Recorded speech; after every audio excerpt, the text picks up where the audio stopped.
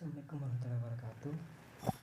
Di sini saya akan menjelaskan tentang konsep dasar pertumbuhan dan perkembangan dalam mata kuliah psikologi perkembangan.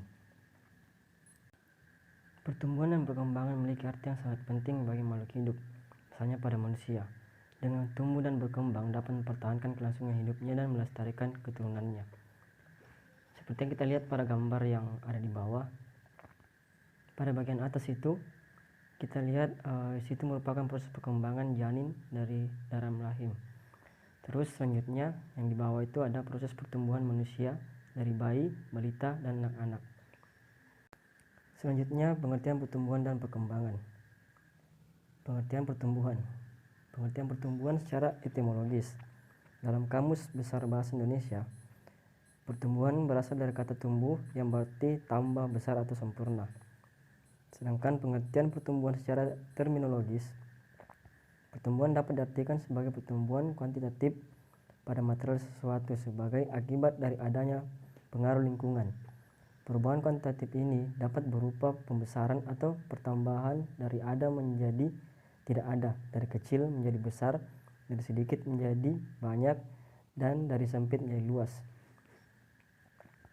Terus menurut para ahli, Carl F. Garrison, pertumbuhan adalah perubahan individu dalam bentuk ukuran badan, perubahan otot, tulang, kulit, rambut, dan kelenjar.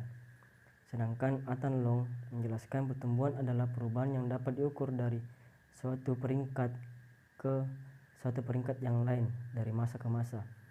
Sedangkan menurut D.S. Wright dan Ann Taylor, pertumbuhan adalah pertambahan dalam berbagai sifat luaran seseorang, seperti sifat jasmani, contohnya ukuran tubuh, tinggi, berat badan, dan lain-lain. Pengertian perkembangan.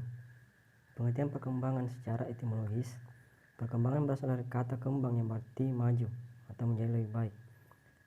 Lalu pengertian perkembangan secara terminologis, perkembangan adalah proses kualitatif yang mengacu pada penyempurnaan fungsi sosial dan psikologis dalam diri seseorang dan berlangsung sepanjang hidupnya. Terus menurut para ahli, Crow menjelaskan perkembangan adalah perubahan secara kualitatif serta cenderung ke arah yang lebih baik dari segi pemikiran, rohani, moral, dan sosial. Terus Carl L. Garrison menjelaskan perkembangan adalah hasil dari tindakan yang saling berkaitan antara perkembangan jasmani dan pembelajaran. Sedangkan Athan Long menjelaskan perkembangan adalah adanya sifat baru yang berlainan dari sifat awal dan terus berlaku hingga akhir hayat. Persamaan dan perbedaan pertumbuhan dan perkembangan. Persamaan, keduanya merupakan proses perubahan progresif, maksudnya berjalan secara bersamaan dan bersifat maju, meningkat dan menjadi lebih baik. Sedangkan perbedaannya dilihat dari sifat perubahan. Pada pertumbuhan, perubahan bersifat kuantitatif, sedangkan pada perkembangan, perubahan bersifat kualitatif fungsional. Aspek yang berubah. Pada pertumbuhan yang berubah adalah aspek fisik saja, sedangkan pada perkembangan aspek yang berubah adalah aspek fisik dan psikis. Selanjutnya hubungan antara pertumbuhan dan perkembangan. Perkembangan tidak terpisah dari pertumbuhan. Perkembangan terjadi bersamaan atau setelah terjadinya proses pertumbuhan. Perkembangan terjadi dengan baik jika didukung oleh pertumbuhan yang normal. Selanjutnya teori-teori perkembangan. Yang pertama Sigmund Freud, perkembangan psikoseksual.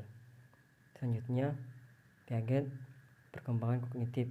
3. Erikson, perkembangan psikososial. 4.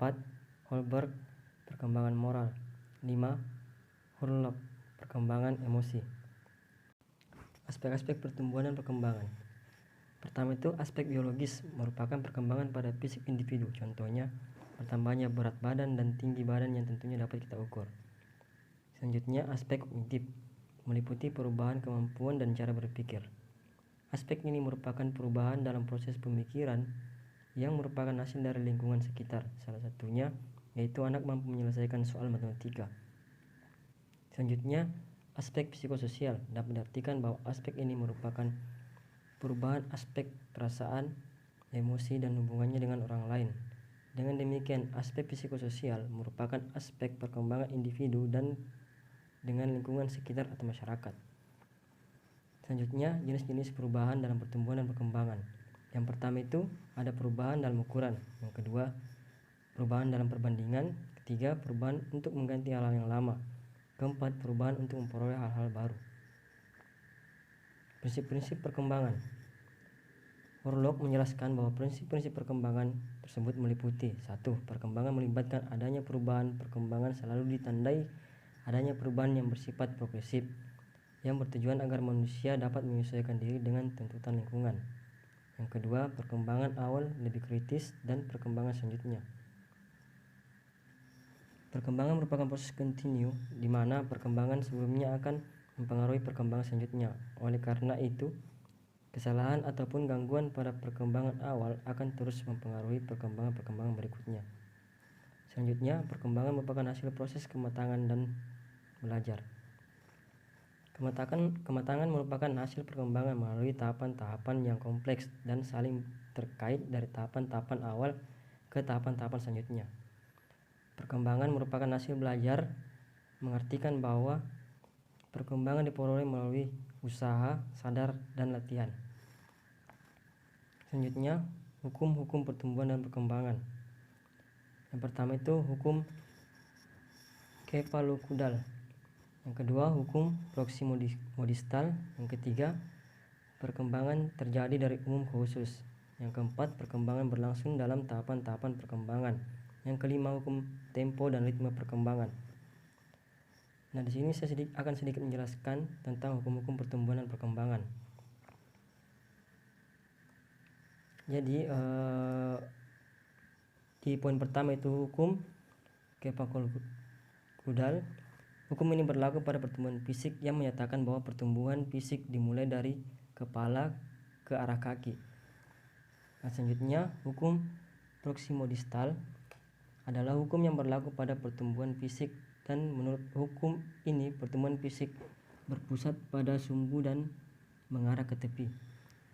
Yang ketiga itu perkembangan terjadi dari umum ke khusus.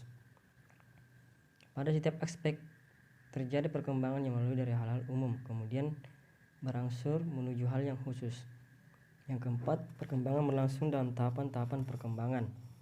Pada setiap masa perkembangan, terdapat ciri-ciri perkembangan yang berbeda dalam setiap fase perkembangannya. Yang kelima, hukum tempo dan ritme perkembangan. Jadi setiap tahap perkembangan tidak berlangsung secara melompat-lompat, akan tetapi menurunkan satu pola tertentu dengan tempo dan irama tertentu pula. Selanjutnya, kesimpulan. Yang pertama itu pertumbuhan lebih banyak berkenaan dengan aspek-aspek jasmania atau fisik. Pertumbuhan menunjukkan pertumbuhan atau penambahan secara kuantitas, yaitu penambahan dalam ukuran besar atau tinggi. Yang kedua, perkembangan berhubungan aspek-aspek psikis atau rohania. Perkembangan berkenaan dengan peningkatan kualitas, yaitu peningkatan dan penyempurnaan fungsi. Yang ketiga, dengan demikian disimpulkan bahwa pertumbuhan berkenaan dengan penyempurnaan struktur, sedangkan perkembangan dengan penyempurnaan fungsi. Ya, mungkin itu saja yang bisa saya sampaikan. Kurang lebihnya mohon dimaafkan. Assalamualaikum warahmatullahi wabarakatuh.